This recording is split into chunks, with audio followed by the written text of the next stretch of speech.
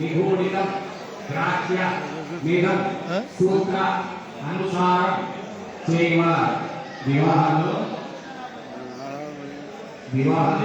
సెంటర్లోకి వెళ్ళాలి.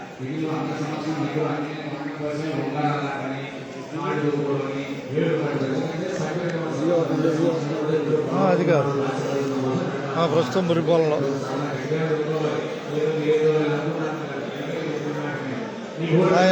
నా అకౌంట్కి వెళ్ళాలిగా, నా అకౌంట్కి వెళ్ళాలి. ఇందాక నా అకౌంట్ లేదు, నా అకౌంట్కి వెళ్ళాలి.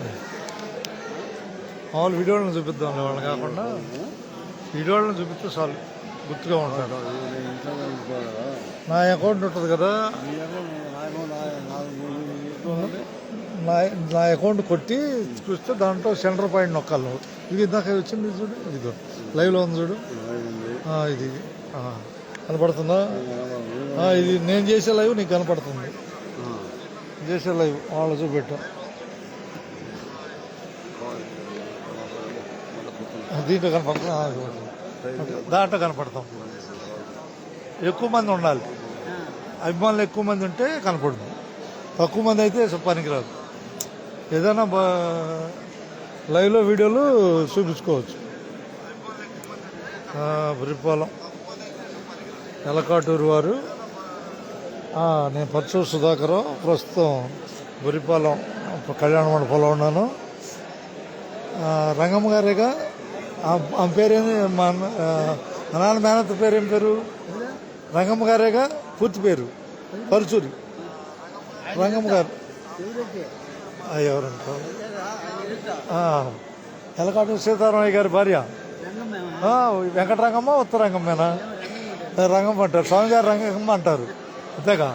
స్వామిగారు రంగమ్మ లేక ఊరినే చూద్దాం మన వివరాల గురించి. పరుచూరు సుబ్బయ్య గారు, వెంకట నరసయ్య గారు, రంగమ్మ గారు, ముగ్గురు, ఇద్దరు అన్నదమ్ముల మధ్య ఒక చెల్లెళ్ళు. పరుచూరు రంగమ్మ గారి మనవడు ఎలకాటూరు సీతారామయ్య గారి పుత్రిక పెళ్ళి మనం చూస్తుంది, అంతేగా? పరుచూరు సుధాకర్రావుకి ఏమవుద్ది, మా నాన్నకి మేనత్త.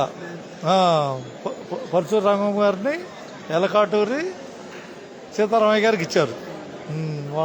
వాళ్ళు ముది మనవరాలు, అంతేగా? ముది మనవరాలు పెళ్ళికి మనం ఉన్నాం విషయం.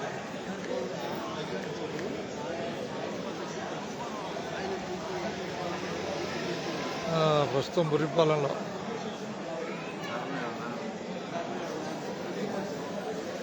మొత్తం తీసేవాడు. ఇప్పుడు వరుసగా చెప్పు వాళ్ళ పేర్లు. మొదట ఎవరు? మొదట రామకోటయ్య గారా? పోతురాజు గారు మొదట ఆయన, రెండు ఆయన రామకోటయ్య గారు ఎలకాటూరి. లేదు, పోతురాజు గారే పెద్ద, ఎలకాటూరు పోతురాజు గారే పెద్ద.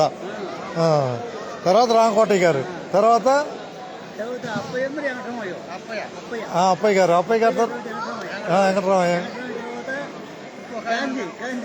గాంధీ ఆయన ఉన్నాడు. ధర్మయ్య గారు ఆఖరికి, ధర్మయ్య గారు మనవరాలు, ఎలకాటూరి ధర్మయ్య గారు మనవరాలు. ఇక మనం వెనకటి తరాలు గుర్తు చేసుకోవడానికి ఏంటంటే, పరుచూరి వారి వంశానికి సంబంధించిన ఆమెని ఎలకాటూరు వారికి ఇవ్వటం వల్ల వారి సంతానంలో ఇప్పుడు మనం పెళ్లి చూడగలుగుతున్నాం. ఇది అంతే. ఇది పరుచూరి వంశం నుంచి ఎలకాటూరి. ధన్యవాదాలు అందరికి బురిపాలెం నుంచి.